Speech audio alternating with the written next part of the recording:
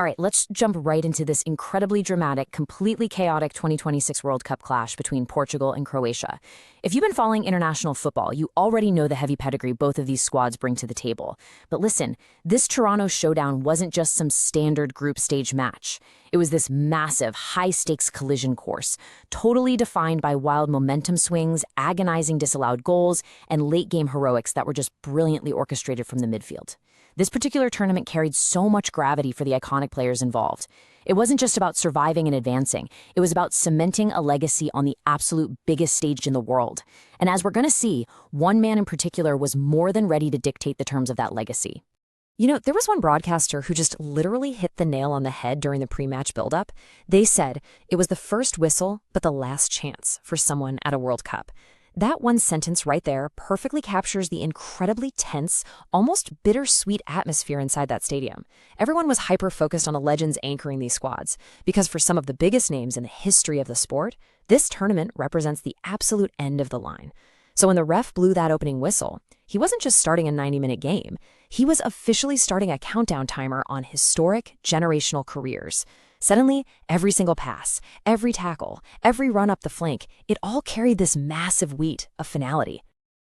And right out of the gate, Croatia strikes first, executing this beautifully swift sequence that puts them in the driver's seat early. It all starts in the midfield, of course, where Luka Modric immediately begins pulling the strings. He's dictating the tempo from his very first touch. He orchestrates this move, leading to a really dangerous ball played deep into the box, just slicing right through the Portuguese defense. Stannis manages to get on the end of it, delivers a crucial cross back into the danger zone, and boom, Paris is perfectly positioned to convert it. Just like that, Croatia is on the board. It's absolutely textbook attacking football, completely rooted in Modric's masterful pacing. They exploited the space, moved the ball with ruthless efficiency, and capitalized on the first real chance they got. That early goal was a game changer, forcing Portugal onto their heels instantly. Talk about a roller coaster, right? From there, the match just devolves into this chaotic blur of momentum swings and heart-stopping close calls. Right after Croatia's opener, Portugal responds furiously. Cristiano Ronaldo gets on the end of a pass, clips it beautifully past the keeper, and heartbreak. The flag goes up. Offside. But Portugal keeps pushing, and by the middle of the match, that relentless pressure finally pays off with a penalty decision. Ronaldo steps up, converts it, and we are tied. But the chaos doesn't stop there. Later on, Croatia launches a fierce strike that actually hits the post and bounces out off Vlasiak. The momentum is just swinging wildly back and forth. All the while, you've got Modric in the middle, desperately trying to restore some kind of order and dictating the flow while giving neither team a real second to breathe. Let's circle back to that pivotal equalizer for a second because it completely reshaped the entire match. 1-1, we are deadlocked in Toronto because Cristiano Ronaldo secured a massive lifeline for his squad. Think about the sheer, suffocating pressure of that specific moment. Your team is down, the clock is ticking on what is likely your very last World Cup appearance, and you are staring down the keeper from the penalty spot. But Ronaldo does what Ronaldo does. He buries it. That 1-1 scoreline essentially hit the reset button on the whole shebang. All that early momentum Croatia had so carefully built up through their midfield was just instantly neutralized. Suddenly, we had a brand new game on our hands, with absolutely everything on the line all over again. Now, the middle phase of this match was completely defined by this agonizing stop-and-start rhythm. It felt like you couldn't go 2 minutes without an offside trap springing shut. The frustration on both sides was palpable. At one point, the flag initially stays down for Such and Vlasiak, teasing this huge opportunity, only for the play to be halted. Then you have that delayed offside flag on the far side after Ronaldo clips it past the keeper again. It took the officials a while to sort that out, and it just totally deflated Portugal's attack. We also saw some agonizing near misses, like Renato Veiga just failing to connect on a really dangerous in-swinger. And the second Simsek manages to break the defensive line, looking totally clear, bam, the offside flag shoots right back up.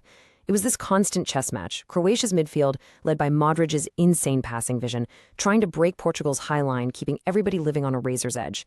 So when you have this kind of relentless, exhausting back-and-forth tension, something eventually has to give. And that sets the perfect stage for a tactical shift. You know the concept of a super sub, right? It's bringing a player off the bench late in the game to just immediately flip the script and deliver a decisive, often game-winning blow. When a match is this incredibly tight, when guys are trading shots, hitting goalposts, and running themselves into the ground with offside traps, you usually need a wild card. You need fresh legs. The manager throws on a sub who can bypass all that heavy fatigue on the pitch, and when paired with an elite midfield orchestrator, they can create that one singular moment of absolute magic. And wow, does that ever set up an explosive finish. Luka Modric, who had been masterfully pulling the strings all night long, spots just this tiny, momentary lapse in a completely exhausted Portuguese defense. He launches a perfectly weighted early ball into the box, and that chaotic tension we'd been feeling for 80-plus minutes just snaps in an instant. The super sub connects, a massive, decisive header. That right there is exactly why you deploy fresh legs in the dying minutes of a World Cup knockout game. The defense is gassed, they lose focus for maybe a fraction of a second, and the substitute, fueled by a literal pinpoint delivery from Modric, capitalizes beautifully. It's a sudden, spectacular gut punch that leaves the opposing defense totally stunned. But wait, because the drama wasn't actually over. The final seconds of this match descended into absolute, unadulterated chaos. Portugal is desperate. 5 players are just crowding the middle of the box, throwing everything forward.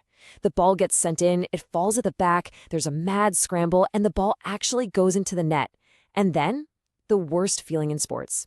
We hit that agonizing hold-your-breath pause, waiting on the final decision from the officials. The tension was just off the charts. The players on the pitch, the fans roaring in Toronto, everybody watching at home, just collectively holding their breath in pure pandemonium to see if this last-second equalizer is actually going to stand. Then, that final whistle sounds, and reality hits really, really hard. For Cristiano Ronaldo, the definitive, heavy truth sets in. It's over. His tournament, and potentially his World Cup career, meets its end. But the contrast is just so incredibly sharp. Because for Luka Modric, the guy who masterminded the midfield and orchestrated this thrilling victory, the journey marches on. It's the brutal, unforgiving beauty of knockout football. You have 2 absolute titans of the sport, 2 veterans who literally defined a generation, and only one gets to advance. The emotional weight of seeing one legend celebrate while another's tournament ends permanently, well, that's exactly what makes the World Cup so uniquely captivating. So, as we wrap up this explainer, I want to leave you with something to think about regarding the historical weight of this clash. With one legend moving on and another stepping off the pitch for the final time, how are we going to remember this Toronto Showdown 10 or 20 years from now? Is it going to be remembered for the frantic offside traps, Ronaldo's clinical penalty under pressure, Modric's absolute masterclass in orchestration, or simply as the dramatic final chapter for generational talent? It's a match that literally delivered on every single promise of drama and tactics. Keep this breakdown in mind the next time you watch a high-stakes knockout game, and always, always watch for the invisible strings being pulled in the midfield.